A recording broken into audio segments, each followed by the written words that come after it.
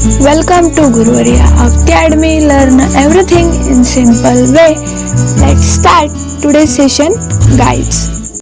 Hello friends, कसे आहात? मस्त मजेत ना? अभ्यास कशा पद्धतीने करताय? फ्रेंड्स, आज आपण सेकंड पार्ट मधला 17 चॅप्टरचा एक्सरसाइज पाहणार आहोत. म्हणजेच आज आपण इंट्रोडक्शन टू बायोटेक्नॉलॉजी या चॅप्टरचा एक्सरसाइज पाहणार आहोत.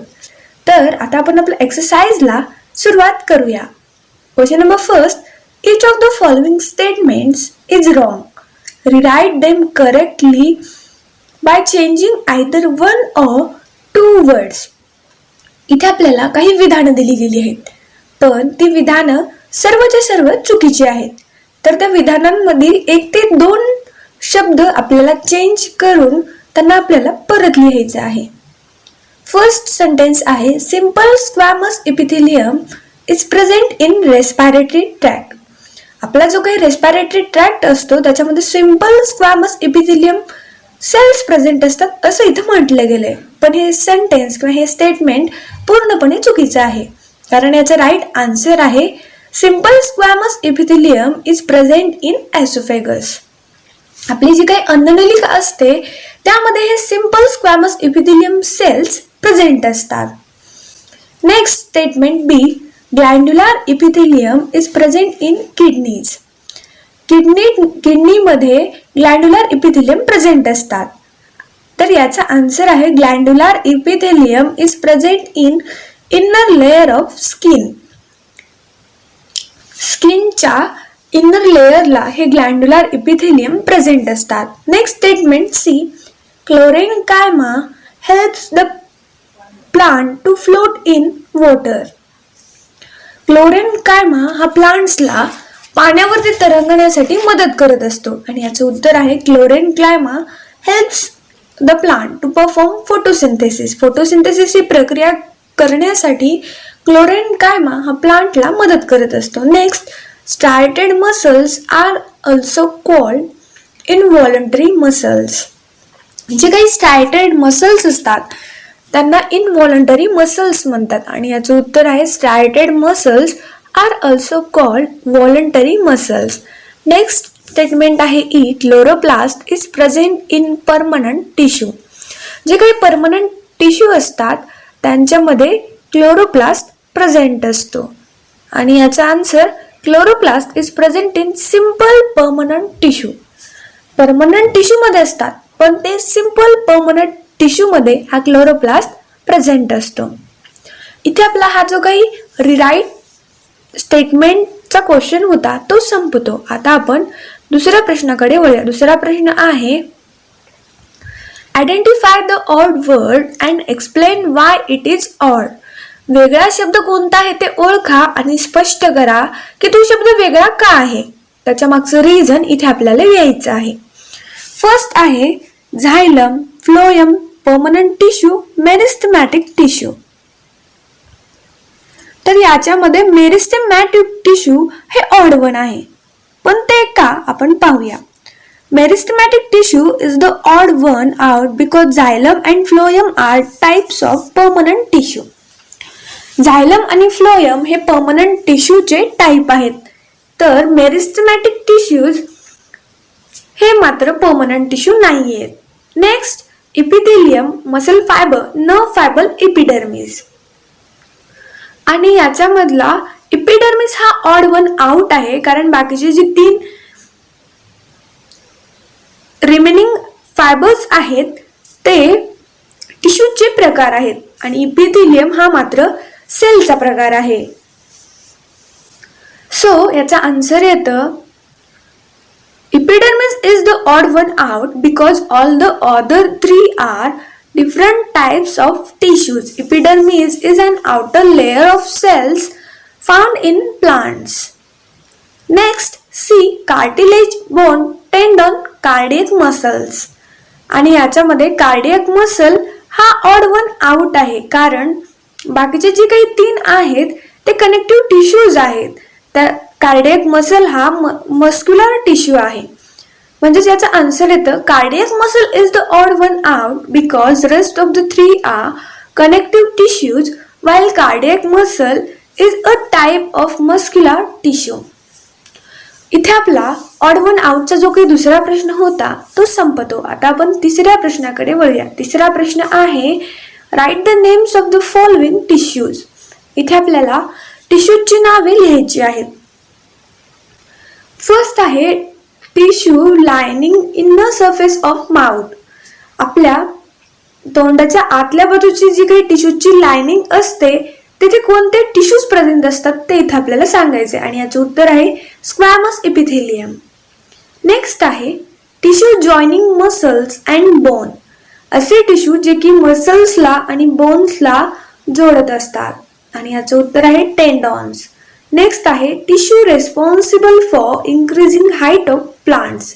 असे टिश्यू जे की प्लांट्सची हाईट इन्क्रीज करण्यासाठी रेस्पॉन्सिबल असतात म्हणजे जबाबदार असतात आणि याचा आन्सर आहे अपायकल मेरिस्टेम. नेक्स्ट आहे tissue responsible for increasing growth of the stem.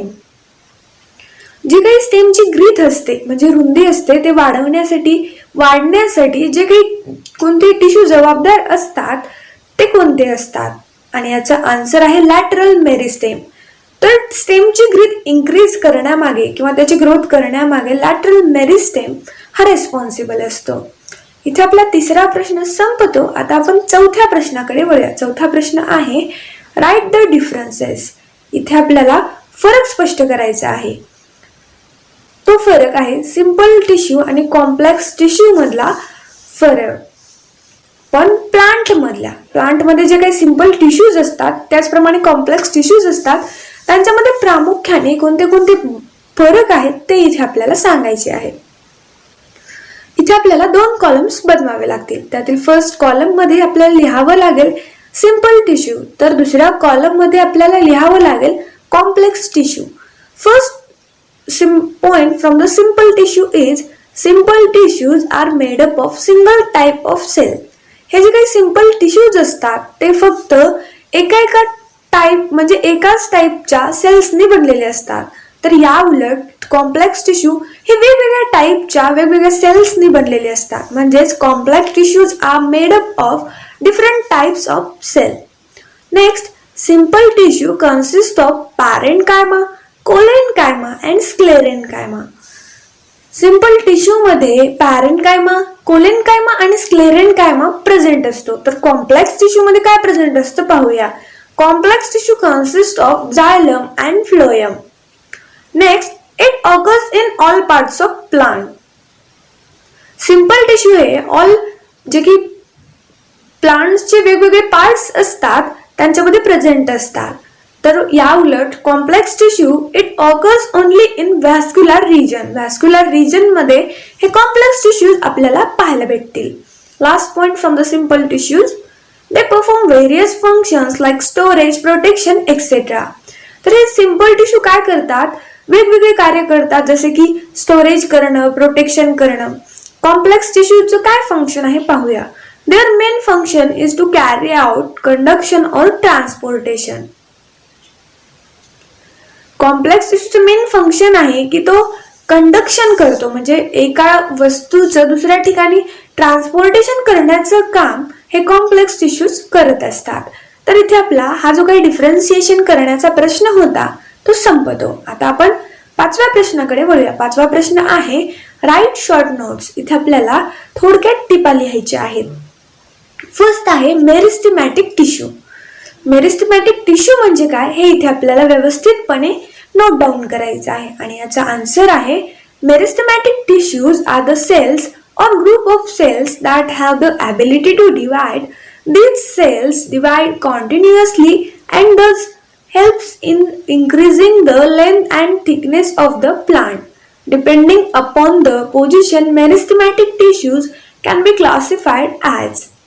पहा हे जे काही मेरिस्टेमॅटिक टिश्यूज असतात ते त्यांचे मध्ये वेगवेगळ्या प्रकारचे सेलचे ग्रुप असतात आणि त्यांच्यामध्ये डिवाइड होण्याची सेल डिव्हिजन करण्याची कॅपॅसिटी असते.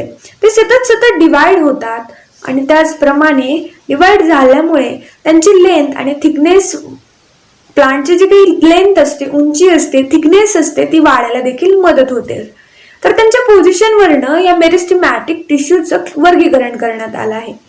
प्रामुख्याने 3 गटामध्ये त्याचं वर्गीकरण करण्यात आलेलं आहे. फर्स्ट आहे apical meristem, second intercalary meristem and the third lateral meristem.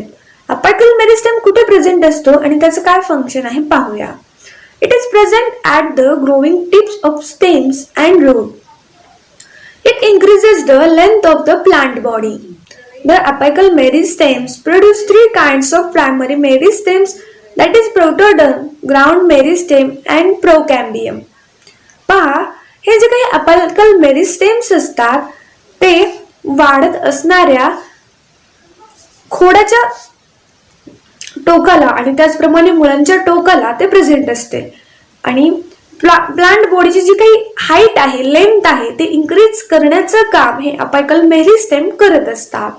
तर अपायकल मेरिस्टेम वेगवेगळ्या प्रकारचे प्रायमरी मेरिस्टेम्स निर्माण करत असतात, जसे की protoderm, ground meristem and procambium. Next आहे इंटरकॅलरी मेरिस्टेम. अपायकल मेरिस्टेम कुठे असतो हे आपण पाहिलंच आहे आणि त्याचं फंक्शनही आपण पाहिलं आहे. आता आपण इंटरकॅलरी मेरिस्टेम कुठे प्रेझेंट असतो पाहूया. Intercalary meristem, it is present at the base of the leaves. This meristem helps in the elongation of internodes. तर हे जे काही इंटरकॅलरी मेरिस्टेम्स असतात ते पानांच्या खालच्या बाजूला प्रेझेंट असतात आणि त्याचप्रमाणे जे काही 2 नोड्स मधलं डिस्टन्स असतं त्या डिस्टन्सला आपण इंटरनोड म्हणतो आणि त्या इंटरनोडच्या इलॉंगेशनसाठी हा इंटरकॅलरी मेरिस्टेम मदत करत असतो. नेक्स्ट आहे lateral meristem. It is present at the lateral regions of the stems and roots which bring about and increase in the width of the plant body. These are 2 types, कॉक cambium and vascular cambium. हा जो काही lateral meristem असतो तो lateral region मध्ये present असतो, जसे की खोडाच्या किंवा जे काही मुळं असतात त्यांच्या. त्याचप्रमाणे प्लांट बॉडीची विड्थ इन्क्रीज करायला देखील ते मदत करत असतात. आणि लॅटरल मेरिस्टेमचे प्रामुख्याने 2 प्रकार आहेत, म्हणजे कॉर्क कॅम्बियम आणि व्हॅस्क्युलर कॅम्बियम. नेक्स्ट नोट आपल्याला झायलम वरती लिहायची आहे. तर झायलम काय आहे आपण पाहूया आणि याचे उत्तर आहे झायलम is the complex tissue as it consists of both parenchymatous and sclerenchymatous cells. It is composed of 4 elements. पहा, हा जो काही झायलम असतो त्याच्यामध्ये पॅरेंकायमॅटस आणि स्क्लेरेनकायमॅटस असे दोन्ही सेल्स प्रेझेंट असतात आणि हा झायलम हा कॉम्प्लेक्स टिश्यू आहे. कॉम्प्लेक्स टिश्यू आहे म्हणजे याच्यामध्ये वेगवेगळे सेल्स प्रेझेंट असणार. तर या झायलम मध्ये प्रामुख्याने 4 घटक असतात. फर्स्ट आहे tracheids, second vessels, third xylem parenchyma, fourth xylem fibre. First tracheid म्हणजे काय, त्याचं काय फंक्शन आहे पाहूया. It is a non living elongated cell with tapering ends. The wall is highly thickened with lignin except at certain circular spots known as pit. हे जे काही ट्रॅचिड असतात ते नॉन लिव्हिंग असतात, इलॉंगेटेड असतात आणि टॅपरिंग असतात. टॅपरिंग म्हणजे निमुळते असतात. त्याचप्रमाणे त्यांची जी काही वॉल असते ती लिग्निन या सबस्टन्समुळे खूप मोठ्या प्रमाणामध्ये जाड झालेली असते आणि त्यांच्यामध्ये काही सर्क्युलर स्पॉट असतात, तेथे मात्र हा लिग्निन आपल्याला पाहायला भेटत नाही आणि त्यांना आपण पीट्स असं म्हणतो. नेक्स्ट एलिमेंट आहे vessel. It is non living cell with lignified walls. Tracheads and vessels are the main conducting elements in the xylem. पहा, हे वेसल्स मधले जे काही सेल्स आहेत ते देखील नॉन लिव्हिंग आहेत आणि लिग्निफाईड वॉल यांच्यामध्ये पण प्रेझेंट आहे आणि कंडक्शन सिस्टीम मधले महत्वाचे एलिमेंट्स म्हणून हे वेसल्स कडे आणि झायलमच्या ट्रॅकिड्स कडे पाहिलं जातं. नेक्स्ट एलिमेंट आहे झायलम पॅरेन्कायमा. It consists of living cell and performs the function of storage. हे जे काही लिव्हिंग सेल असतात जे की स्टोअर करण्याचं काम करतात ते झायलम पॅरेन्कायमा करत असतात. नेक्स्ट आहे झायलम fibre. It is a non-living thick-walled cell which provides mechanical support. Xylem fibre हे non living thick wall cell म्हणजे जाड असलेले सेल आहे जे की मेकॅनिकल सपोर्ट करण्याचं काम करत असतात. नेक्स्ट आहे सी स्ट्रायटेड मसल्स आणि याचा आन्सर आहे striated muscles are also known as skeletal muscle fibres. Skeletal muscle fibers are striated and are bundled together in a parallel manner by a sheet of tough connective tissues. हे जे काही स्ट्रायटेड muscles असतात त्यांना skeletal muscle fibre सुद्धा असं म्हटलं जातं, कारण हे स्ट्रायटेड मसल्स हे आपल्या स्केलेटल सिस्टीमला जॉईंट असतात किंवा त्यांच्याशी कनेक्टेड असतात, म्हणून त्यांना स्केलेटल मसल फायबर्स असं म्हटलं जातं.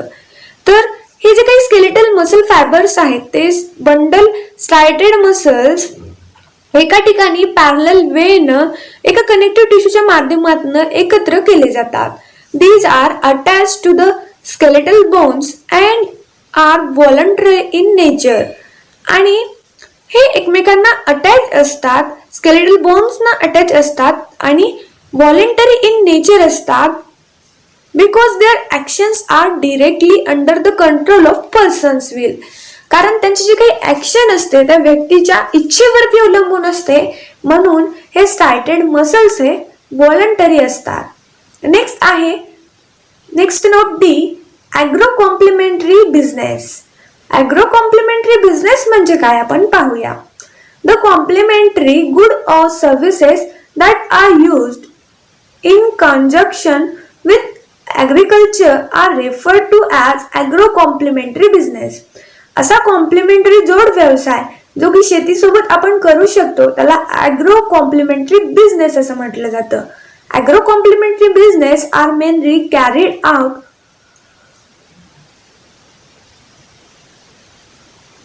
To produce high yielding breed, desirable quality and for economic benefit. जे काही ॲग्रो कॉम्प्लिमेंटरी बिझनेसेस असतात त्यांच्यामध्ये खूप चांगल्या प्रतीच्या प्रजाती वापरल्या जातात, आपल्याला इच्छित असणाऱ्या प्रजाती वापरल्या जातात आणि त्याच्यामध्ये फक्त इकॉनॉमिक प्रॉफिट म्हणजे जो काही आपल्या पैशाचा प्रॉफिट आहे तो पाहिला जातो. It includes animal husbandry, poultry farming and sericulture. याच्यामध्ये ॲनिमल हजबंड्री म्हणजे जे काही गुरेढोरे असतात त्यांचं पालन करणं, पोल्ट्री आणि त्याचप्रमाणे जी काही रेशीम शेती असते ती देखील केली जाते. Animal husbandry is practised for milk production and the cattle is used for farming. Animal हजबंड्रीमध्ये दूध व्यवसाय करण्यासाठी किंवा त्या गुरांचा वापर शेतीमध्ये करण्यासाठी वापरले जातात. Poultry farming is done for the rearing of eggs and meat. Poultry farming ही अंडे मिळवण्याच्या हेतूने किंवा मांस मिळवण्याच्या मटन चिकन मिळवण्याच्या हेतूने ते केली जाते. त्याचप्रमाणे sericulture is done for rearing of seal. त्याचप्रमाणे सेरिकल्चर हे रेशीम मिळवण्याच्या उद्देशाने केले जाते. नेक्स्ट आहे जेनेटिक इंजिनिअरिंग. जेनेटिक इंजिनिअरिंग म्हणजे काय आपण पाहूया आणि याचं उत्तर आहे genetic engineering which is also known as gene. Genetic इंजिनिअरिंगलाच gene manipulation, recombinant DNA technology असं सुद्धा म्हटलं जातं. Involves the modification of the genetic information of living organisms by manipulation of DNA. This manipulation can be done by adding, removing or repairing the part of DNA. त्या DNA मध्ये एखादी वेळेस आपण दुसरा DNA ऍड करू शकतो, त्याला remove करू शकतो किंवा त्या DNAच्या पार्टला आपण रिपेअर देखील करू शकतो. The manipulation results in the change in phenotype of the organism. आणि हे जे काय मॅनिप्युलेशन असतं ते ऑर्गॅनिझमचे फिनोटाइप चेंज करण्यामध्ये त्याला मदत करत असतं. For example, it is used in the synthesis human insulin and interferons. आणि याचे उदाहरण म्हणजे जे काही ह्युमन बॉडीमध्ये इन्सुलिन तयार होत असतं आणि इंटरफेरॉन्स तयार होत असतात ते केलं जातं ह्या जेनेटिक इंजिनिअरिंगच्या मदतीनं. There are various applications of genetic engineering. आणि ही जी जेनेटिक इंजिनिअरिंग आहे त्याचे वेगवेगळे ॲप्लिकेशन्स आपल्याला पाहायला भेटतात. फर्स्ट आहे producing enzymes, proteins, vaccines and antibiotics by bioprocess technology. वेगवेगळे एन्झाईम्स तयार करण्यासाठी, प्रोटीन्स तयार करण्यासाठी आणि वॅक्सिन्स तयार करण्यासाठी, त्याचबरोबर अँटीबायोटिक्स तयार करण्यासाठी ते वापरले जातात. नेक्स्ट आहे developing pest resistant and disease resistant crop. वेगवेगळे कीटकनाशके किंवा रोग प्रतिबंधक कीटकनाशके जे की पिकांवरती फवारले जातात ते बनवण्यासाठी देखील वापरले जातात. Next, identifying and correcting genetic defects by gene therapy.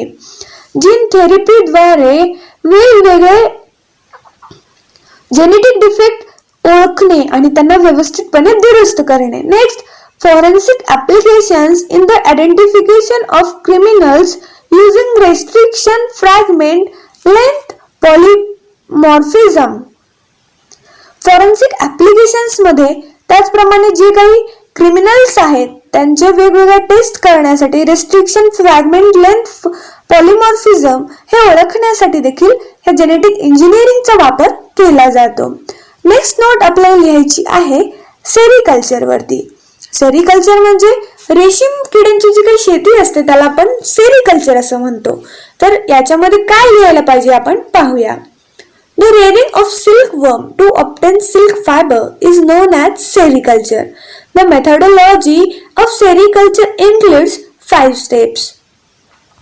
जे काही रेशीम किडे असतात त्यांच्यापासून रेशीम मिळवण्याच्या हेतूने जी काही त्यांचं पालन पोषण केलं जातं त्याला सेरिकल्चर असं म्हटलं जातं. तर ही सेरिकल्चर मध्ये प्रामुख्याने 5 स्टेप्स असतात, त्याच्या 5 पायऱ्या असतात किंवा 5 प्रोसेसेस असतात. फर्स्ट आहे कलेक्शन ऑफ एग्स, अंड्यांचं कलेक्शन करणं. The ripened cocoons are collected and adult moths are allowed to come out of them and mate. The females are then collected and kept in a bag with mouth sealed, and within some time they die after laying their eggs. They are recovered for further process. पहा, जे काही पक्व झालेले cocoons आहेत, cocoon हे जे काही रेशीम किडे असतात त्यांनी तयार केलेला एक पार्ट असतो, तर त्याला जमा केलं जातं आणि त्यांना मेट करण्यासाठी जे काही मोठे मॉथ असतात त्यांच्यासोबत मेट करण्यासाठी ठेवलं जातं. त्याचप्रमाणे त्यांच्यामधले जे काही फिमेल्स आहेत ते कलेक्ट केले जातात आणि एका बॅग मध्ये ठेवलं जातं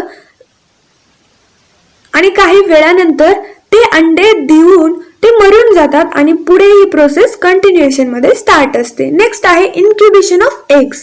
त्या एग्सचं इन्क्युबेशन करावं लागतं. The obtained eggs are spread evenly on tray and kept in incubator at 65 degree Fahrenheit. The temperature is slowly increased day after day and eggs hatch at 77 degree Fahrenheit. Larvae are recovered from the incubator.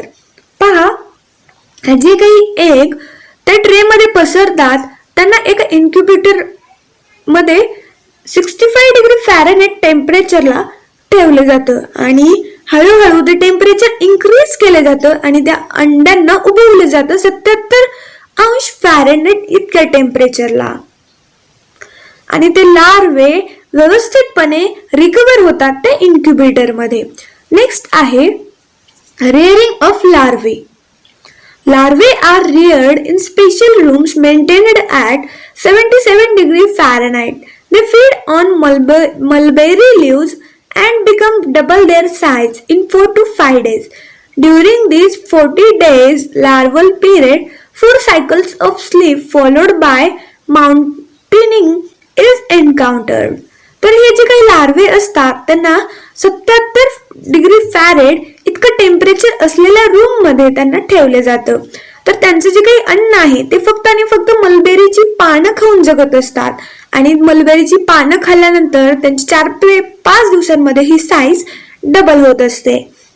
तर त्यांच्या 40 दिवसाच्या लार्वर period मध्ये ते झोपण्याच्या 4 cycles complete करत असतात. Next आहे recovery of silk from cocoon. सिल्कचं प्रोडक्शन त्या कुकूनपासून कशा पद्धतीने होतं ते पाहूया. The larvae is then transferred to the spinning trays where silk is released from the silk gland of larvae to form a cocoon. It takes 9 to 10 days after spinning to complete. Cocoons are preserved and passed to the on steam treatment. On steam treatment, the pupa inside the cocoon dies. Thereafter, drying treatment is done which dries up the pupa. पहा, हे जे काही लार्वे आहेत त्यांना spinning tray मध्ये नंतर transfer केले जातं. तर तिथे जे काही सिल्क ग्लँड्स मधून सिल्क रिलीज झालं आहे in the form of cocoon ते घेतलं जातं. त्यांना 9 ते 10 दिवस स्पिनिंग करण्यासाठी ठेवलं जातं. आणि हे जे काही कुकून्स असतात त्यांना स्टीम ट्रीटमेंट देण्यासाठी ठेवलं जातं. मग त्यांना स्टीम ट्रीटमेंट दिल्यानंतर त्यांच्यामधला जो काही प्युपा असतो तो मरून जातो. नेक्स्ट शेवटची स्टेप आहे reeling and spinning. The process of removing the silk thread from the kill cocoon is called reeling. जी काही प्रोसेस असते त्या डेड झालेल्या कुकून पासून सिल्क थ्रेड काढण्याची त्याला रिलिंग असं म्हटलं जातं. The silk so obtained is raw silk which is boiled and purified by acids to bring luster. आणि जो काही सिल्क प्राप्त केला जातो तो कच्चा सिल्क असतो, कच्चा रेशीम असतो. नंतर त्याला उकळून आणि त्यांना वेगवेगळ्या ऍसिड मध्ये घालून त्यांना चकाकी आणण्यासाठी प्युरिफाय केलं जातं. तर इथे आपला जो काही शॉर्ट नोटचा क्वेश्चन होता 5th तो संपतो. आता आपण 6व्या प्रश्नाकडे वळूया.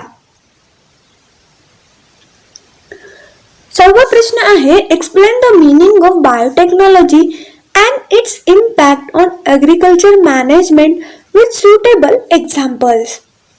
इथे आपल्याला बायोटेक्नॉलॉजीचा मीनिंग आणि त्याचप्रमाणे या बायोटेक्नॉलॉजीमुळे ॲग्रिकल्चर मॅनेजमेंट वरती काय फरक पडला आहे, त्याचा काय प्रभाव पडला आहे ते इथे आपल्याला एक्झाम्पल्स देऊन स्पष्ट करायचं आहे. आणि याचं उत्तर आहे biotechnology is the branch of biology that involves application of technology in utilizing the living organisms or their parts to produce products useful for humans. Biotechnology can be used in the agriculture management in the following ways.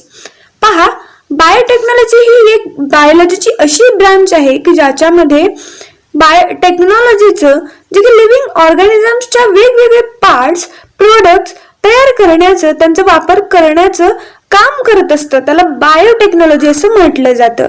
तर हे जे काही biotechnology आहे ते agriculture management मध्ये खालील पद्धतीने वापरले जाते. First, biotechnological procedures have enabled us to produce genetical original varieties. हे बायोटेक्नॉलॉजीमुळे काय होतं, जे काही जेनेटिकली मॉडिफाईड क्रॉप्स आहेत जे की आपल्यासाठी खूप महत्वाच्या अशा वैशिष्ट्यांनी बनलेले आहेत, त्याचा वापर आपल्याला प्रामुख्याने होणार आहे. तर ज्या काही मूळ त्यांच्या व्हरायटीज आहेत त्यांच्यापासून नवीन बनवण्याचं काम या बायोटेक्नॉलॉजीद्वारे केले जातं. Next, paste resistant crop can be produced by this crop which also reduce the load of chemical pesticides and दस protects the environment. Example BT cotton. पहा, हे जे काही पेस्ट रेजिस्टंट क्रॉप असतात म्हणजे कीटकरहित किंवा कृमीरहित जे काही पिके असतात ते तयार करण्याचं काम हे बायोटेक्नॉलॉजीमुळे शक्य आहे. आणि त्याचं उदाहरण म्हणजे बीटी कॉटन. नेक्स्ट आहे disease resistant crops can be produced by this method which are capable of handling environmental stress like क्रॉट, changing temperature etcetera. जे काही डिसीज रेजिस्टिंग क्रॉप्स आहेत म्हणजे आजाराशी प्रतिकूलपणे लढणारे, प्रतिकूल परिस्थितीमध्ये देखील तग धरून धरणारे जे काही पिके असतात ते देखील या मेथडद्वारे तयार केले जातात. Next, high एल्डिंग crops with better shelf life can be produced. जे की खूप मोठ्या प्रमाणे भरमसाठ असे पीक घेण्यासाठी तयार करण्यात येणारे किंवा त्यांचं स्वतःचं असं खूप चांगलं असं लाईफ स्पॅन असणारे देखील क्रॉप्स आपण तयार करू शकतो with the help of biotechnology. इथे आपला 6वा प्रश्न संपतो. आता आपण सातव्या प्रश्नाकडे वळूया. सातवा प्रश्न आहे, which two main techniques are used in biotechnology why? कोणत्या दोन मेन टेक्निक या बायोटेक्नॉलॉजी मध्ये वापरले जातात, पण त्याच का वापरले जातात? याचं उत्तर इथे आपल्याला लिहायचं आहे. आणि याचं उत्तर आहे, the two main techniques which are used in biotechnology are tissue culture and genetic engineering. Biotechnology मध्ये वापरण्यात येणारे प्रामुख्याने दोन तंत्रज्ञान म्हणजे टिश्यू कल्चर आणि genetic engineering. Plant tissue culture is the production of new plants from small amounts of plant tissue under carefully controlled laboratory condition. In this method, some plant tissues are taken under the sterile condition and are kept in test tubes containing cultured medium, which allows these cells to grow fast and form an unorganized mass of cells called callus. पहा, plant tissue culture ही जी काही process आहे याच्यामध्ये नवीन plant जे की tissue एका छोट्याशा plant tissue पासून व्यवस्थितपणे काळजीपूर्वक लॅबोरेटरिकल कंडिशन्स मध्ये त्याची ग्रोथ करून वाढवलं जातं. तर ही जी काही मेथड असते त्याच्यामध्ये काय केलं जातं, एखाद्या टिश्यूचा छोटासा पार्ट घेतला जातो आणि त्याला निर्जंतुकीकरण केलेल्या टेस्ट ट्यूब मध्ये कल्चर मीडियम मध्ये ठेवलं जातं आणि त्यांची वाढ होण्यासाठी मदत केलं जातं आणि ते खूप मोठ्या प्रमाणात आणि जलद गतीने वाढत असतं. तर जे काही अनऑर्गनाइज्ड मास असतं त्या टिश्यू पासून बनलेलं ग्रोथ झालेलं त्याला आपण कॅलस म्हणतो. This callus is transferred into another medium containing proper growth hormone for differentiation and organ formation.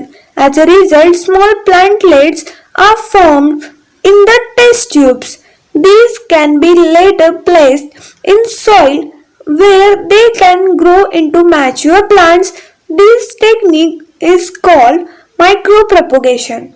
पहा, याचा परिणाम म्हणून तो जो काही कॅलस आपण फॉर्म झालेला पाहिलाय तो कॅलसचं फॉर्मेशन आपण एका अशा मीडियम मध्ये करतो जिथे ग्रोथ हार्मोन्स आणि त्याचप्रमाणे ऑर्गन फॉर्मेशन व्हायला त्याला मदत होते आणि याचाच परिणाम म्हणून तिथे छोटे छोटे प्लांटलेट्स छोटे छोटे रोपटे त्या टेस्ट ट्यूब मध्ये तयार झालेले आपल्याला पाहायला भेटतील.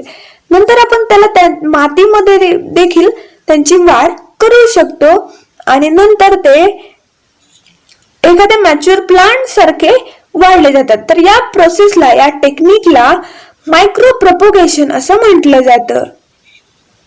नेक्स्ट आहे, tissue culture has various applications like. Tissue कल्चरचे वेगवेगळे ऍप्लिकेशन्स आहेत.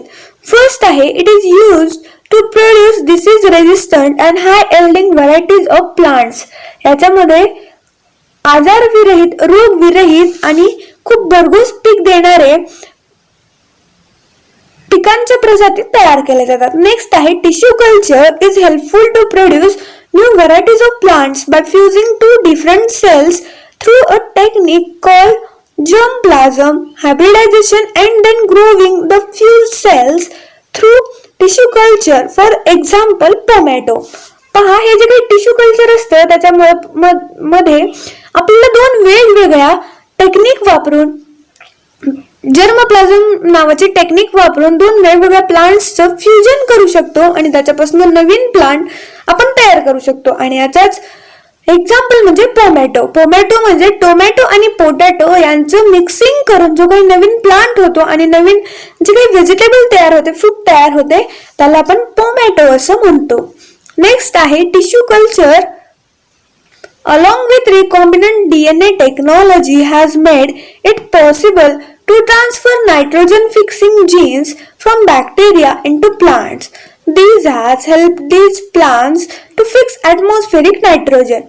टिश्यू कल्चरच्या मदतीने आपण रिकॉम्बिनंट DNA टेक्नॉलॉजीचा वापर करून जे काही जीन फिक्सिंग आहे बॅक्टेरियाच्या मदतीने आपण प्लांट्स मध्ये ती ट्रान्सफर करू शकतो आणि ऍटमॉस्फिअर मधले जे काही नायट्रोजन फिक्सेशन आहे ते देखील प्लांट्स करू शकतात. नेक्स्ट आहे, it helps to produce large number of plants in short duration of time and in limited space. आणि या टिश्यू कल्चर प्रोसेसमध्ये एकाच वेळेला आपण खूप मोठ्या प्रमाणामध्ये झाडे हे तयार करू शकतो आणि कमीत कमी वेळेमध्ये आणि कमीत कमी जागेमध्ये. नेक्स्ट आहे it has made it possible to preserve characteristics of the parent plants. तर हे शक्य कधी आहे, जेव्हा आपण पॅरेंट प्लांट्सचे जे काही कॅरेक्टर असलेले त्यांचं स्टोरेज करतो, त्याचं प्रिझर्वेशन करतो. नेक्स्ट मेथड आहे जेनेटिक इंजिनिअरिंग. आणि genetic engineering is the process in which genes for a particular character is or are introduced inside the chromosomes of the cell of a individual. पहा, genetic engineering ही अशी प्रक्रिया आहे ज्याच्यामध्ये एखाद्या सेलचा पर्टिक्युलर कॅरेक्टर त्या क्रोमोझोम मध्ये आपण वेगळ्यारित्या वैयक्तिकरित्या त्याला इंडिव्हिज्युअलपणे ओळखून देतो. When the gene for a particular character is introduced in a plant cell, transgenic plants are produced.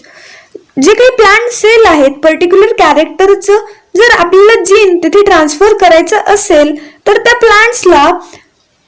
प्लांट्समध्ये ते सेल इंट्रोड्यूस करून नवीन प्लांट तयार केला जातो. त्याला ट्रान्सजेनिक प्लांट्स असं म्हटलं जातं. Genetic engineering finds applications like. आणि जेनेटिक इंजिनिअरिंग मध्ये खालील ऍप्लिकेशन आढळतात. First, producing enzymes, proteins, vaccines and antibiotics by bioprocess technology. जे काही वेगवेगळे एन्झाइम्स तयार करतात, प्रोटीन्स तयार करतात, वॅक्सिन्स तयार करतात आणि त्याचप्रमाणे अँटीबायोटिक्स हे बायोप्रोसेस टेक्नॉलॉजीच्या मदतीने तयार करू शकतो.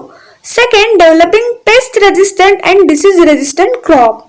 आजारविरहित आणि कीटक व कृमीविरहित नवीन पिकांच्या प्रजाती आपण तयार करू शकतो. नेक्स्ट आहे identifying and correcting genetic defects by gene therapy. Gene थेरपीच्या मदतीने जे काही जेनेटिक डिसऑर्डर्स आहेत त्यांचा शोध घेऊन आपण त्यांना दुरुस्त करू शकतो. नेक्स्ट आहे forensic application in the identification of criminals using restriction fragment length polymorphism. जे काही क्रिमिनल केसेस असतात त्यांच्यामध्ये देखील यांचा वापर केला जातो. नेक्स्ट आहे म्हणजे आपल्या इथे 7 नंबरचा जो काही प्रश्न होता ज्यामध्ये आपल्याला बायोटेक्नॉलॉजी मध्ये वापरण्यात आलेल्या 2 महत्वाच्या टेक्निक्स एक्सप्लेन करायच्या होत्या, त्या आपण इथे केलेल्या आहेत. नेक्स्ट क्वेश्चन आहे number 8, discuss agritourism in class and write a project on a agritourism centre nearby, present it in class in groups. पहा, ही ऍक्टिव्हिटी, हा प्रोजेक्ट तुम्हाला तुमच्या फ्रेंड्सच्या मदतीने with the help of teacher करायची आहे. ॲग्रिटुरिझम म्हणजे काय याची चर्चा तुम्हाला तुमच्या वर्गामध्ये करायची आहे आणि त्याचप्रमाणे तुमच्या ग्रुप समवेत तुम्हाला त्याच्यावरती प्रोजेक्ट एका टुरिझम सेंटरला भेट देऊन प्रोजेक्ट तयार करून तुमच्या वर्गाच्या समोर तो प्रोजेक्ट तुमच्या ग्रुप समवेत सादर करायचा आहे. सो फ्रेंड्स, हा प्रोजेक्ट तुमची ग्रुप ऍक्टिव्हिटी आहे. तो तुमचे ग्रुप क्रिएट करा आणि त्या पद्धतीने तुम्ही प्रोजेक्ट बनवा. नेक्स्ट क्वेश्चन आहे 9, define the term tissue and explain the concept of tissue culture. Tissue म्हणजे काय हे सांगा आणि टिश्यू कल्चर ही जी काही संकल्पना आहे ती स्पष्ट करा. आणि याचं उत्तर आहे group of cells performing the same function are known as tissue. सेलचा जो काही ग्रुप असतो ज्यांचं की फंक्शन हे सेम असतं त्याला टिश्यूज असं म्हटलं जातं. नेक्स्ट आहे plant tissue culture is the production of new plants from small amounts of plant tissue under careful control laboratory conditions.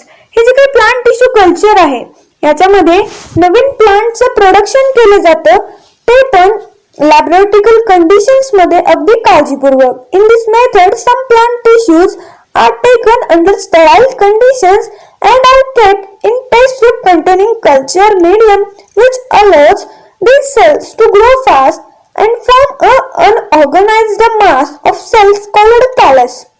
तर पहा, त्याच्यामध्ये आपल्याला जर नवीन प्लांट बनवायचं असेल तर त्याला स्टराईल अशा कंडिशन मध्ये तो टिश्यू स्टोअर केला जातो आणि नंतर त्याची वाढ झाल्यानंतर जो काही अनऑर्गनाइज्ड मास ऑफ सेल तयार होतो त्याला आपण कॅलस म्हणतो.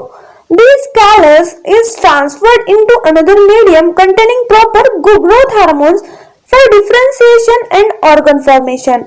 तर हे जे काही ऑर्गन्स असतात यांचे फॉर्मेशन होण्यासाठी त्यांना ग्रोथ हार्मोन्स दिले जातात आणि त्या प्लांट्सची लवकरात लवकर वाढ होते आणि त्यांचं ऑर्गन फॉर्मेशन होत असतं आणि याचाच परिणाम म्हणून छोटे छोटे प्लांट्स तिथे तयार होतात त्या टेस्ट ट्यूब मध्ये. नंतर ते आपण मातीमध्ये लावू शकतो आणि या प्रोसेसला या टेक्निकला मायक्रो प्रोपोगेशन असं म्हटलं जातं. तर टिश्यू कल्चर ची जी काही डायग्राम आहे ती तुम्हाला तुमच्या स्क्रीनवरती पाहायला भेटेल. नेक्स्ट आहे tissue culture has various applications like. आता आपण टिश्यू कल्चरचे कोणते कोणते ऍप्लिकेशन्स आहेत ते पाहूया. First, it is used to produce disease resistant and high yielding varieties of plants. Next, second, tissue culture is helpful to produce new varieties of plants by fusing two different cells through a technique called germplasm hybridization and then growing the fused cells through tissue culture, for example tomato. Next, tissue culture along with recombinant DNA technology has made it possible to transfer nitrogen fixing genes from bacteria into plants. This has helped these plants to fix atmospheric nitrogen.